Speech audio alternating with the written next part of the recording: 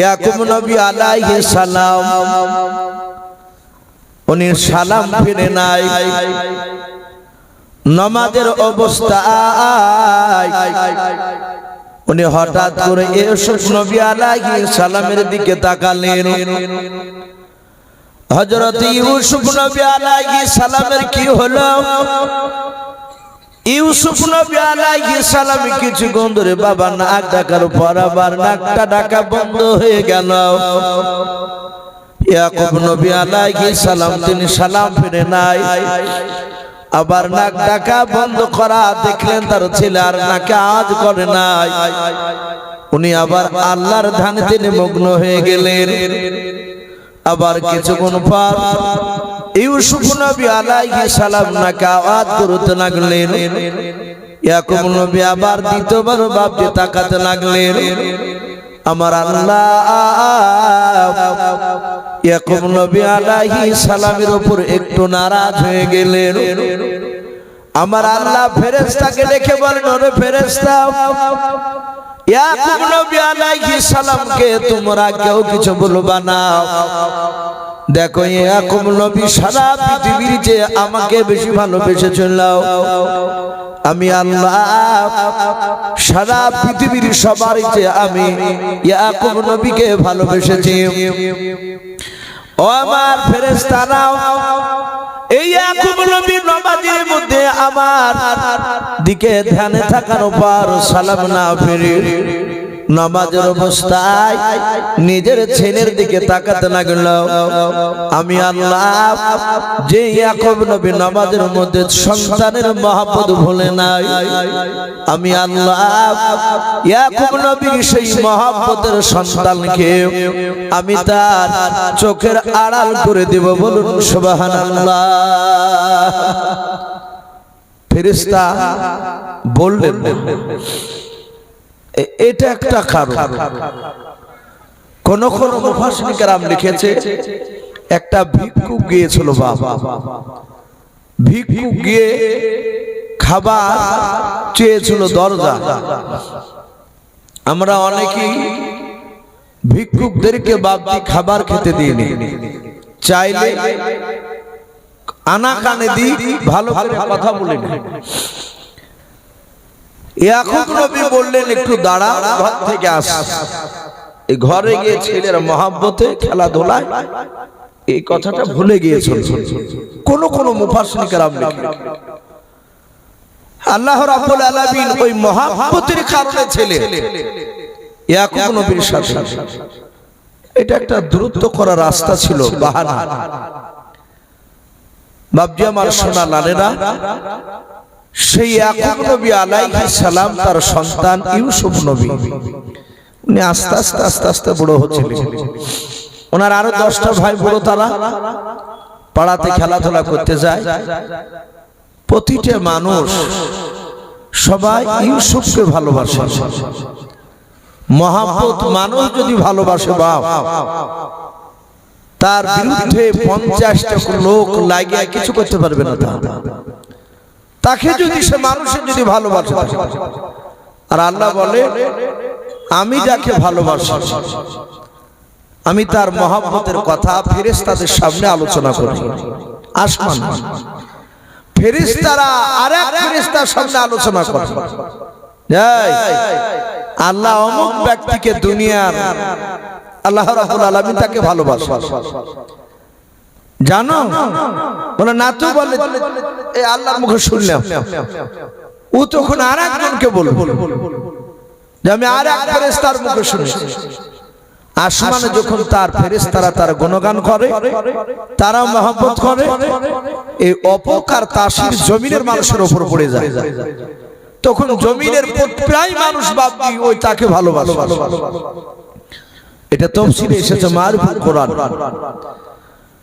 ইয়াকুব নবীর 10 নাম্বার নয় 11 নাম্বার ছেলে ইউসুফ আলাইহিস সালামকে খুব ভালোবাসে গ্রামের লোক। আর ওই যে 10টা ভাই, প্রথম মায়ের ইউসুফের ওই 10টা ভাইয়ের মধ্যে যে কোনো একটা ভাইয়ের বিরুদ্ধে বিচার আসবি, পাড়াতে দেখেন কিছু গ্রামে বদমাশ ছেলে থাকে ভাই, এই এখন আবার নতুন সিস্টেম এসেছে, মোটর সাইকেলের কি যে করছে, পিকআপ মারছে আর মনে হচ্ছে মাটি ফাটিয়ে মনে হচ্ছে একবারে উড়িয়ে যাচ্ছে, তা মনে হচ্ছে শব্দ হয় না কেন ছেলে গাড়ি চালায়। অনেক মানুষ গালিও দেয়, দেখ ধিনিয়া মানুষ যাচ্ছে না কি যাচ্ছে, দেখবেন বেশিরভাগ তারা উড়ুম্বা টাইপের ছেলে হয়, বাচ্চা ছেলে, বুদ্ধি কম কিন্তু শয়তানের বুদ্ধি ভরা ওর দিকে। এগুলো একটু বেয়াদব টাইপের। আর ওই সাইলেন্সার নাকি খুলে কি করে বলে, করায় বা কি দরকার, এই মোবাইলে দেখা চলো এ কোথায় এদিকে বাবজি ভবন গোলার দিকে যাচ্ছিল আর গ্রামের লোক ধরিয়ে, বুঝলে অমনি ধরে কানকে ওয়ারি গাড়ির সাইলেন্সার বুঝতে ধরিয়েছে, ধরে জোরে পিকআপ দিয়ে নেবে, দেখেনি কেমন লাগে। কিন্তু বাবজি সে মনে হয় যে আর বাচ্চা থাকা পর্যন্ত চালাবে না ওইভাবে। বাবজি মানুষ বহু রকমের আছে ছেলেরা। তো ইউসুফ নবী ভাইদের বিরুদ্ধে বাবজি যে কোনো একটা বিষয়ে বিচার নিয়ে আসে আর সবাই ইউসুফের প্রশংসা করে। ইয়াকুব নবী আলাইহিস সালাম তার ছেলে ইউসুফ 10 বছর হয়েছে, কে বলেছেন 12। ইউসুফ নবীর জামানায় মানুষ বয়স পেত 250, 300, 400 বছর পর্যন্ত, বলুন সুবহানাল্লাহ। তাহলে সেই মোকাবেলায় আপনার 10 বছর 12 বছর মানে একেবারে বাচ্চা। ইউসুফ নবী রাতে শুয়ে আছে, তার ভাইরাও শুয়ে আছে। হঠাৎ করে ইউসুফ আলাইহিস সালাম তিনি স্বপ্ন দেখছেন। কি স্বপ্ন দেখছেন এটা আল্লাহ কোরআনে বলে, إذ قال يوسف لأبيه يا أبت إني رأيت 11 كوكبا والشمس والقمر رأيتهم لي ساجدين। ইউসুফ নবী আলাইহিস সালাম তিনি স্বপ্ন দেখলেন আসমান থেকে বাবা 11টা মাত্র তারকা আর চাঁদ সূর্য তারা আসমান থেকে নেমে এসে ইউসুফ নবী আলাইহিস সালামের পায়ের নিচে বাপটি তারা সিজদা করলো, বলুন সুবহানাল্লাহ। ইউসুফ নবী রাত্রি বেলায় ঘুম ভেঙে গেল। স্বপ্ন দেখবেন অনেক মানুষ, বাপি আমরাও স্বপ্ন দেখি রে বাবা। অনেক সময় ভালো স্বপ্ন বলেন, খারাপ স্বপ্ন বলেন, দেখতে দেখতে ঘুম ভেঙে যায়। অনেকে বলে ভাই ফজরের আযান দিছিল আর ওই সময় স্বপ্ন দেখেছি, বলেন অনেকে আযান দিছিল আর ঘুমটা ভেঙে গেল। ইউসুফ নবী আলাইহিস সালামের বাবা স্বপ্নটা দেখার পর ঘুমটা ভেঙে গেল। ইউসুফ নবী বিছানা থেকে উঠে বসে পড়ল। বসার পর উনি মনে মনে চিন্তা করেন, আল্লাহ আসমান থেকে 11টা তারকা এবং চাঁদ সূর্য এরা আসমান থেকে নেমে এসে আমার পায়ের নিচে কেন সিজদা করলো? ওগো মাওলা, কোটি কোটি তারকা রয়েছে, সবাই কেন আসলো না?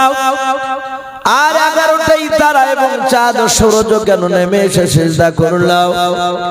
উনি চিন্তায় পড়ে গেলেন, মনে মনে চিন্তা করলেন স্বপ্নের কথাটাও আমি আমার ভাইদের কাছে বলবো না, আমি আব্বার কাছে গিয়ে বলবো, বলুন সুবহানাল্লাহ। চিন্তা করছি যে আমি ভাইয়ের কাছে বলবো। এই কথা শুনে মনে হচ্ছে বাপজি ইয়াকুব নবীর ঘরে কি ইউসুফ ছিলেন? যদি ঘরে থাকতো তাহলে সাথে বলতে নাই, আব্বা আব্বা আব্বা আমি স্বপ্ন দেখলাম। তো ইউসুফ বসে চিন্তা করছে যে আমি ভাইদের কাছে বলবো না আব্বার কাছে গিয়ে বলবো। ইউসুফ দেখেছিলেন এলাকায় মানুষ স্বপ্ন দেখলে ইয়াকুব নবীর কাছে সে স্বপ্নের মানে জেনে যেত। তাবির বলেন, ব্যাখ্যা বলেন, করে নিয়ে যেত। এটা জানতে এখনো অনেক মানুষ বাবজি অনেক আলেমের কাছে যায়। আমাকে যেমন বিভিন্ন জায়গা থেকে বাবজি পশ্চিম বাংলা অনেকে ফোন করে যে হুজুর এটা স্বপ্ন দেখেছে, একটু বলতে পারলে ভালো হতো। স্বপ্নের তাবির ডাক্তার সামনে বাবজি বলতেন, আপনি জ্ঞানী গুণী লোক ছাড়া বলবেন না। তো ইউসুফ নবীর কথা শুনে বোঝা যাচ্ছে যে উনি আলাদা ছিলেন। আর কেতাবও লিখেছে ছেলে বড় হয়ে গেলে 10 বছর বেটা হয়ে গেল বাপকে 9 বছর চেষ্টা করতে হবে বাপ মার বিছানা থেকে আলাদা করা, আলাদা রাখতে হবে। তার ঘর যদি না থাকে তাহলে এক ঘরে যদি থাকে ল্যাপটপ কমসে কম আলাদা করতে হবে। আর যদি ঘর থাকে তাহলে আলাদা দরকার। এখনকার 8-9 বছরের ছেলে ও দুনিয়ার যত খারাপ কাজ সব বুঝে নিয়েছে, বাচ্চা বাচ্চা ছেলে। তো হযরত ইউসুফ নবী আলাইহিস সালামের আব্বা তার ছেলেদেরকে বাপজি আলাদা আলাদা ঘর করে দিয়েছে। ইউসুফ নবী আলাইহিস সালাম একাই ঘরে ছিলেন। ছেলেরা যদি বড় হয় 10 বছর পার হয়ে গেলে 15-16 বছর করে বয়স, দুই ভাই এক ঘরে থাকা ঠিক নয়। তারও বিছানা আলাদা করে। একটাই যদি ঘরের প্রবলেম হয় ওই ঘরে দুই দিকে চৌকি করে দেন, চৌকি না থাকলে দুই দিকে বিছানা করে দেন। এটা রাসূলুল্লাহর কথা। এক বিছানায় ছেলে বালেগ হয়ে গেলে, বড় হয়ে গেলে সে ছেলেকে এক বিছানায় থাকলে আল্লাহ লানত বর্ষিত হয় তার বাড়িতে। লানত মানে বদদুয়া, আল্লাহ বদদুয়া করে তাদের। হযরত ইউসুফ দেখলেন না আমি ভাইদের কাছে বলবো না, আমি ওই আব্বার কাছে যে বলবো। ইউসুফ নবী আলাইহিস সালাম ঘর থেকে সোজা বেরিয়ে চলে যাচ্ছেন। ওরে বাবা, ইউসুফের আপনার 10টা ভাইয়ের মধ্যে বাবা সুমন বলে ভাই ছিল। ওই ভাইটা ঘর থেকে বাপি বেরোনোর সময় ইউসুফকে দেখে নিল। উনি মনে মনে চিন্তা করলো আমার ভাই ইউসুফ প্রতিদিন বিছানা থেকে উঠে আবার ঘরের দিকে যায় না, আমাদের ঘরের দিকে আসে, আমাদের সাথে কথা বলে। কিন্তু আমার ভাই ইউসুফ আজকে আমাদের ঘরের দিকে না এসে আমার আব্বার ঘরের দিকে কেন যাচ্ছে?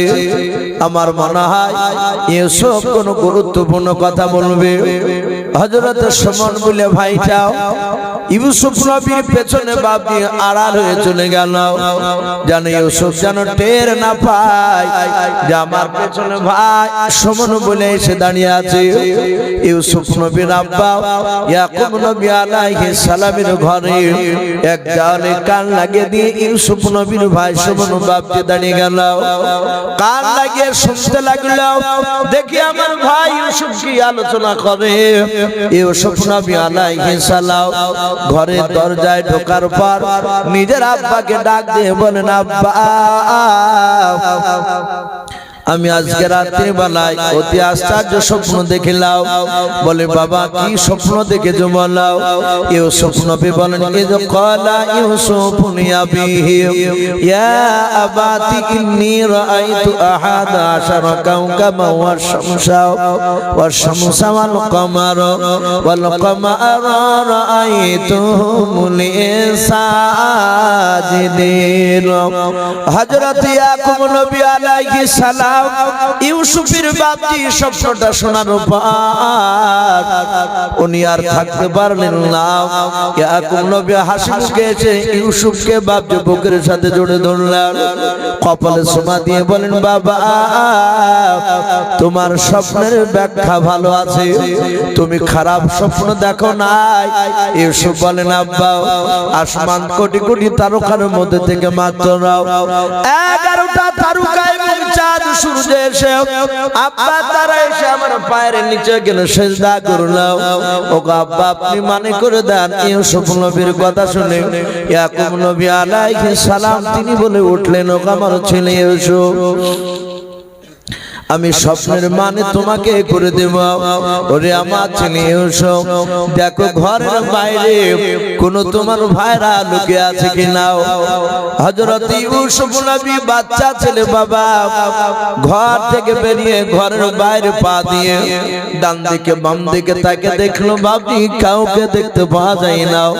কিন্তু বাবা তাফসীরে মারফুল কোরআনে পাওয়া যায় ইউসুফের বই মাত্র ভাই সুমন বলে ভাইটার বাবা ইয়াকুব নবীর একটা দেওয়ালে বাবা আড়ালে কান লাগিয়ে দিয়ে দাঁড়িয়ে ছিল। ইউসুফ দেখতে পায়। হযরত ইউসুফ নবী এসে বলেন, আব্বা ঘরের বাইরে দেখলাম কেউ নাই। ইয়াকুব নবীও জানে না। এখান থেকে বাবা একটা পরিষ্কার কথা বোঝা যায়, গায়বের খবর, অন্তরের খবর, অদৃশ্যের খবর আসমান জমিনের মধ্যে বাবা একমাত্র আল্লাহ ছাড়া কেউ জানে না। বলুন সুবহানাল্লাহ। নবী রাসূলরাও অদৃশ্যের খবর, গায়বের খবর অতটা দিতে পারতেন যতটা আমার আল্লাহ জিবরিল আলাইহিস সালামের মারফতে জানাতেন, তার বাইরে জানতেন না। ইয়াকুব নবীকে আল্লাহ জানাই না, জানতে পারে নাই। ইউসুফ নবীকে দেখাই না, ইউসুফ নবী বুঝতে পারে নাই। ইউসুফ বলেন, আব্বা কেউ নাই। ইয়াকুব নবী বলেন, ক্বালা ইয়া বুনাইয়া, ও আমার কলিজা টুকরা ছেলে ইউসুফ, লা তাকসুস রুয়াকা। আরবিতে বাপজি স্বপ্নকে বাংলা যে স্বপ্ন বলি, এই স্বপ্নকে আরবিতে রুয়াতুন বলা হয়। ইয়াকুব নবী বললেন, ক্বালা ইয়া বুনাইয়া, হে আমার কলিজা টুকরা ছেলে ইউসুফ, লা তাকসুস রুয়াকা, খবরদার তোমার স্বপ্নের কথা আলা ইখওয়াতিকা, তোমার ভাইদের কাছে তুমি বলবা না। যাহাতে বলেছেন ক্বালা ইয়া বুনাইয়া লা তাকসুস রুয়াকা, খবরদার তোমার স্বপ্নের কথা কাউকে বলবা না, আলা ইখওয়াতিকা, এমনকি তোমার ভাইদের কাছে বলবা না। ইউসুফ বাচ্চা ছেলে, ও বাবু ভাইরা, তিনি তো নবী হবেন, আর নবীদের ব্রেন সাধারণ মানুষের চেয়ে হাজার হাজার কোটি কোটি গুণ বাপজি বেশি। বলুন সুবহানাল্লাহ। ইউসুফ নবী কথাটা ক্যাচ করলো, ধরলো, ডাক দিয়ে বলেন, আব্বা আপনি বলেন লা তাকসুস রুয়াকা, খবরদার স্বপ্নের কথা কাউকে বলো না, আলা ইখওয়াতিকা, ও আব্বা আপনি আমার ভাইদের কাছে বলতে বারণ করলেন। ও আব্বা আমাদের মা দুটো এটাই পার্থক্য, কিন্তু বাপ তো দুজনের আমাদের এক। ওই ভাইদের আব্বা আপনি, আমাদের আব্বা আপনি। ওগো আব্বা জান, আপনি কেন ভাইদের কাছে স্বপ্নের কথা বলতে বারণ করলেন? বললেন যাহাতে বাপজি কথা বললেন।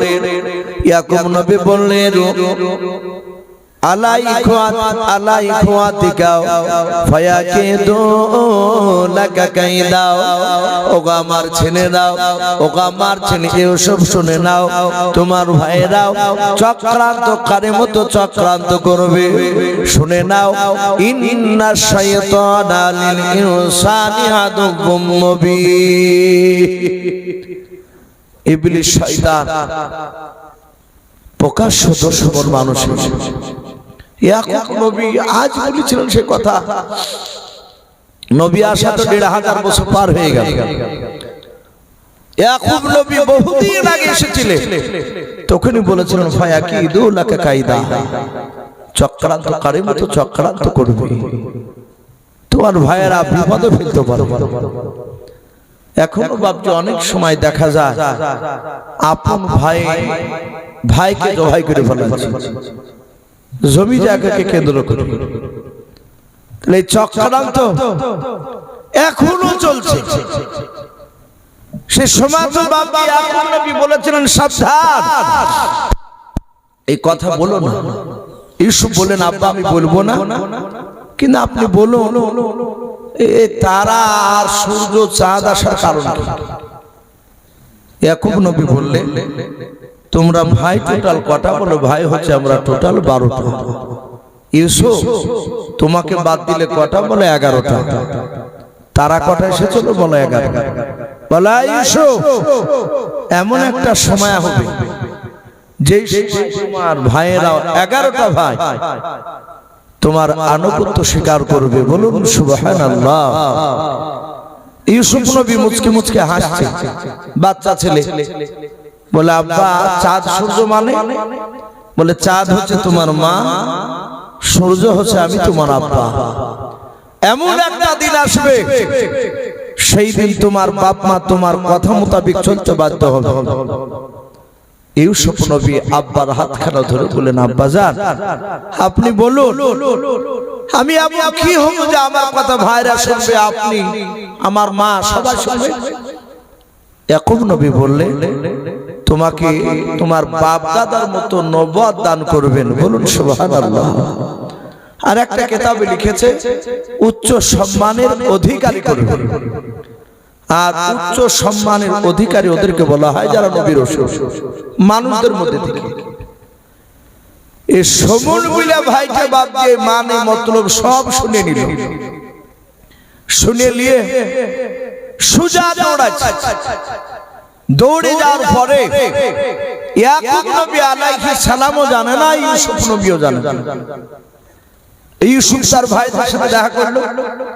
ইউসুফ ঠিক বাপজি যাহাতে নাই দিনের বেলা আলোচনা শুরু করলো। ওই সমন বলে ভাইকে বললো ভাই আমরা এক মাইল 10টা ভাই একত্রিত হয়ে জমা হয়ে তারা জমা হলো। বলে ভাই দেখো তো এখানে ইউসুফের ভাই বনিয়ামিন আছে কিনা? তাই কি ওই তো বসে আছে বনিয়ামিন। বলা বনিয়ামিন থাকলে কথা বলা যাবে, ওকে উঠিয়ে দাও। ওর হাতখানা ধরে বাপজি তাকে তুলে দিল। ইউসুফের ভাইয়েরা বলল ভাই বল এমন কি কথা বলবো? ইউসুফ বলল ভাই, এই ইউসুফের ভাই সুমন বলল ভাই বড় ভাই আজকে ইউসুফ ভাই আমাদের ঘরের দিকে আসেনি, প্রথম আব্বার ঘরের দিকে গিয়েছে। বলে ভাই তোমরা জানো কেন আসেনি? বলে না। বলে ইউসুফ স্বপ্ন দেখেছে, আমি আড়াল থেকে শুনলাম। স্বপ্নে দেখেছে সে নাকি উচ্চ সম্মানের অধিকারী হবে, নবী হবে। যাহাতে নবী হবে বলেছে।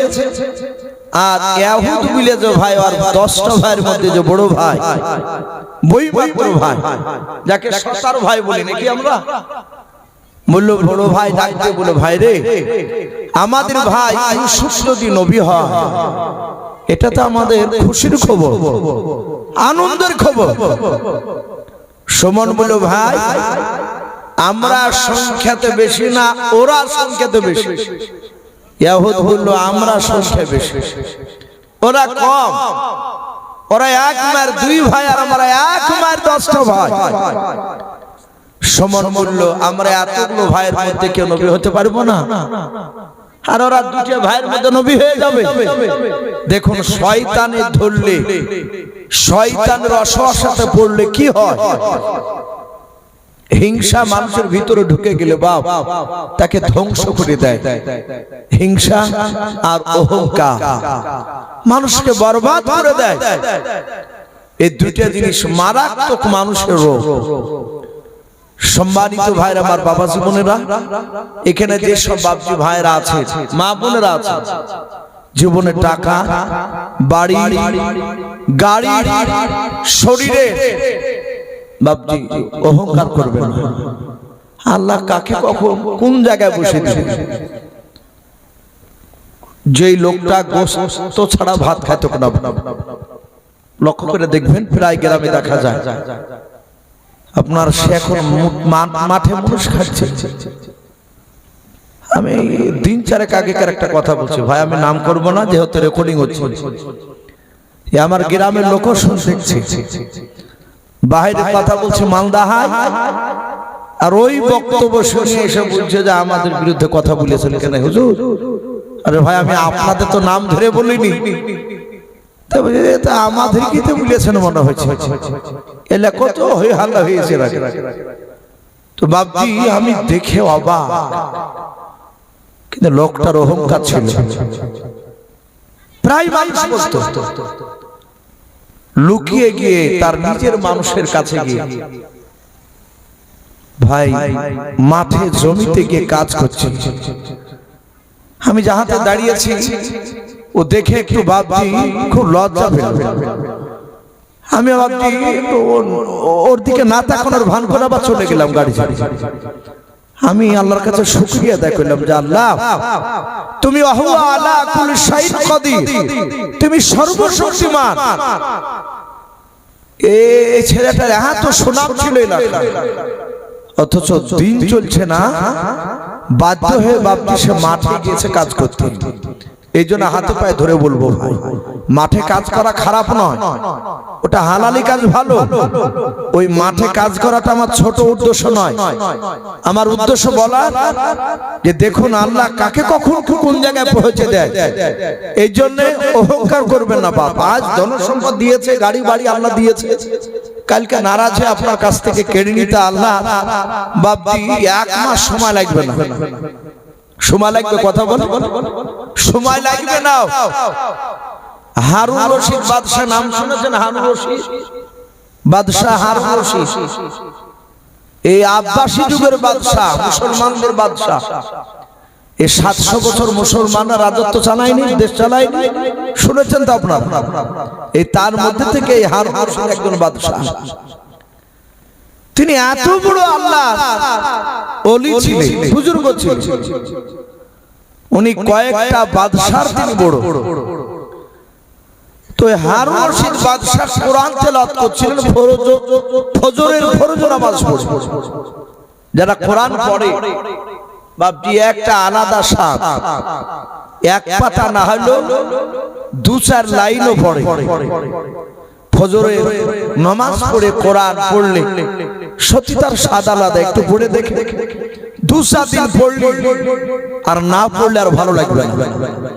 তো উনি কোরআন পড়তেন, কোরআন পড়তে পড়তে বাপজি একটা কোরআন আল্লাহ আয়াত বলেছেন, তুইজ্জু মান তাশা ওয়া তুযিল্লু মান তাশা বিয়াদিকাল খায়র ওয়া হুয়া আলা কুল্লি শাইইন কাদির। এটা কোরআনের আয়াত। দেখেন সূরা নাম তো বলি দিয়েছে। তো বাপজি তো ওখানে ওই আয়াতটার সারমর্ম হচ্ছে আল্লাহ বলছেন যে আমি ফকিরকে বাদশা বানাই আর বাদশাকে ফকির বানাই। উনি এই আয়াতটা পড়ে তার ভিতরে খটকা বাজলো। ওই বাদশা হারুন রশিদ উনি চিন্তা করলো যে আমি এত বড় একটা বাদশা, আর এই বাদশা এত টাকা পয়সা নষ্ট হতে একটু তো সময় লাগবে। আর এই যে আল্লাহ বলছে যে কিছুক্ষণের মধ্যে আমি বাদশা বানাতে পারি ফকিরকে, আবার ফকিরকে বাদশা বানাতে পারি, বাদশাকে ফকির বানিয়ে দিতে পারি। এর ভিতরে খটকা বেঁধে গেল। আল্লাহ রাব্বুল আলামিন জানতে পারছেন কি পাচ্ছেন না, কথা বল। আল্লাহ অন্তর খবর জানেন। হযরতে হারুন রশিদ বাদশার ভিতরে বাপজি হরিণ শিকারি করার কৌতূহল জাগলো। সে হরিণ শিকারি করার বাপজি তার চাহিদা হলো যে না আমি আর বসে থাকবো না, আমি হরিণ শিকারি করতে যাব। আর হরিণের গোশত বাপজি যারা খেয়েছেন তারা জানে খুব সুস্বাদু, আর দামও বেশি। ছাগল গোহ যদি 700 টাকা হয়, হরিণের গোশত বর্তমান মনে হয় মোটামুটি 1500 নিচে নয়, উপরে যাবে। তো এই বাদশারা, আগেকার বাদশারা জঙ্গলে হরিণ শিকারি করতে যেত, কাকে হরিণও পাওয়া যেত অনেক জঙ্গলে, এখন আর সব জায়গায় পাওয়া যাচ্ছে না। তো ওই হারুন রশিদ বাদশা তার প্রজাদেরকে নিয়ে বলে সৈন্যরা চলো তো আমি হরিণ শিকারি করতে যাব। বাদশা তার ঘোড়াতে চেপে আছে। আগেকার বাদশারা ঘোড়ায় চেপে চলতো, তাদের রাজকীয় ঘোড়া থাকতো আলাদা, বেশিরভাগ সাদা ঘোড়া পালতেন বাদশারা। বিরাট সাদা ঘোড়া বাদশা চেপে তার সৈন্যদেরকে নিয়ে বাপজি তারা ঘোড়া চেপে তারা চলে গেল তার দেশে জঙ্গলে হরিণ শিকারি করতে। হারুন রশিদ বাদশাহ জঙ্গলে বাবা হঠাৎ করে একটা হরিণ দেখতে পেল। ওই হরিণটা বাপি দেখতে সুন্দর। বাদশাহ হারুন রশিদের সামনে দিয়ে হরিণটা বাপি লাফ মেরে মেরে চলে যাচ্ছে। ওটা আল্লাহই পাঠিয়েছে। হারুন রশিদ বাদশাহ তার ভিতরে দিলের ভিতরে খটকা বেঁধেছিল, আল্লাহ তাকে বাপকে প্রমাণ করাবেন, দেখাবেন। হারুন রশিদ বলল ওই হরিণটা আমি চাই। সব সৈন্যরা বাবা হরিণটাকে আপনার তেড়ে ধরার জন্য বাপকে ঘেরা করল। তারা ঘেরা করলো, হরিণটা মানুষের মাথার উপর দিয়ে ঝাঁপ দিয়ে বাপকে চলে গেল। বাদশাহ বলে ধর এই হরিণটা আমি হারুন রশিদ বাদশাহ চাই। হরিণ এত জোরে বাপকে দৌড়াতে লাগলো। বাদশাহ হারুন রশিদ তার সৈন্যরা হরিণটার পেছনে তাড়া করতে করতে বাবা নিজের এরিয়া নিজের দেশ ছেড়ে বাপকে পার হয়ে গেছে। এখন যেমন বাংলাদেশে বাবার ভারতের এই বর্ডারে বাপি তার কাটা দিয়ে ঘেরা আছে, বেশে বাপি মিলিটারি পাহারা দেয় না। ওই সময় এত কড়াকড়ি ছিল না, কিন্তু একটা চিহ্ন ছিল। হারুন রশিদের এরিয়া ছেড়ে বাবা নতুন বাদশার এরিয়ায় বাপ যে হরিণটা চলে গিয়েছে। সন্ধ্যা লেগে গেছে, ধরতে পারে নাই। হারুন রশিদ বাদশাহ ডাক দিয়ে বলল আমার বন্ধুরাও, ও সৈন্যরা, তোমরা হরিণটাকে ধরবা সকালবেলা, সারা রাত জঙ্গলের চারিদিকে সৈন্য দিয়ে পাহারা দিয়ে রাখো, হরিণ যেন পালিয়ে না যায়। সবাই বাপজি পাহারা দিতে দিতে ঘুমে গিয়েছে। ঘোড়া সব বাঁধা আছে, জাগা জাগা জাগা। ওই দেশে বাপজি ওই যেই দেশে গিয়েছে ওই দেশে তা 3 দিন আগে বাপজি ওই বাদশাহ একটা ঘোড়া চুরি হয়ে গেছে। বাদশাহ 4টা দল পাঠিয়েছে, পূর্ব পশ্চিম উত্তর দক্ষিণ, চারিদিকে গিয়েছে। 3 দিকের দল বাপজি আপনার ঘুরে এসেছিল, আর একটা দল ঘুরে আসে না। এই 3 দলের মধ্যে বাপজি উত্তর দিকের দলটা, এরা সকালবেলায় জঙ্গলে পাহাড় দিয়ে দেখছে তো ঘোড়া। অমনি বাপজি আপনার ঘোড়াকে ধরে, ঘোড়ার পাশে বাদশাহ হারুন রশিদ। ও তো বাপজি এক দেশ থেকে আরেক দেশে গিয়েছে, অন্য রাজার দেশে, কিন্তু প্রজা না, তার দেশের রাজা বাপজি এই হারুন রশিদকে চিনে না। নাম শুনেছে কিন্তু দেখে না। সাহাতে ঘোড়া ধরেছে, হারুন রশিদ বলল এই ভাই, এই আমি বাদশাহ, আমি হারুন রশিদ, আর এই ঘোড়া আমার ঘোড়া। অমনি চারিদিক থেকে বাপজি ওই সে বাদশার লোক ঘোড়া খুঁজতে গিয়েছে।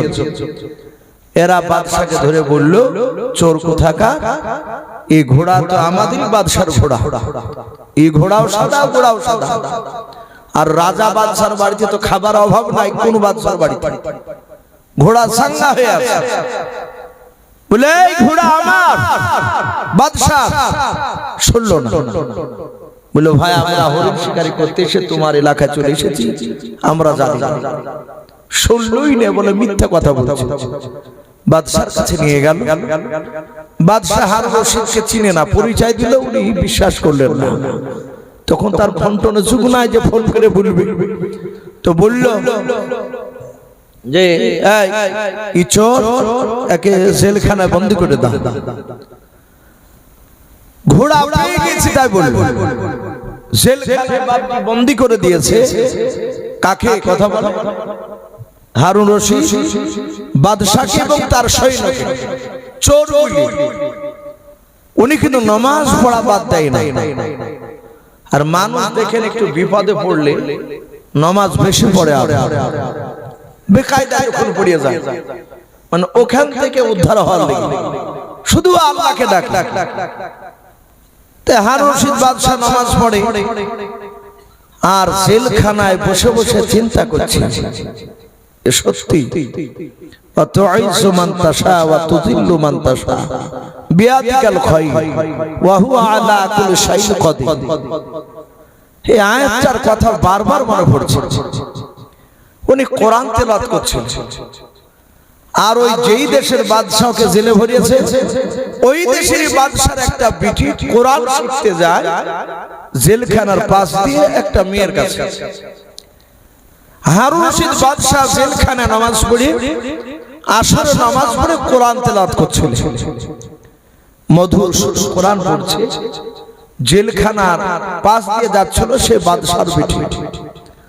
ও দেখে বলল এই তো আসামি সুন্দর কোরআন পড়ে। ঘুরিয়ে দিয়ে তার আব্বাকে বলল, বাদশাকে যে আব্বা আপনার জেলখানাতে একটা আসামি ভরা আছে, সে দারুণ কোরআন পড়তে পারে, আমি তার কাছে কোরআন শিখছি। বলে অসুবিধা নাই মা। হারুন রশিদ বাদশার কাছে এসে বলল যে ভাই তোমার কাছে কোরআন শিখবে আমার বেটি, তোমাকে শেখাতে হবে। হারুন রশিদ জানেন যে কোরআন শেখাতে পারলে নেকি বসো। বলে অসুবিধা নাই, পড়াবো।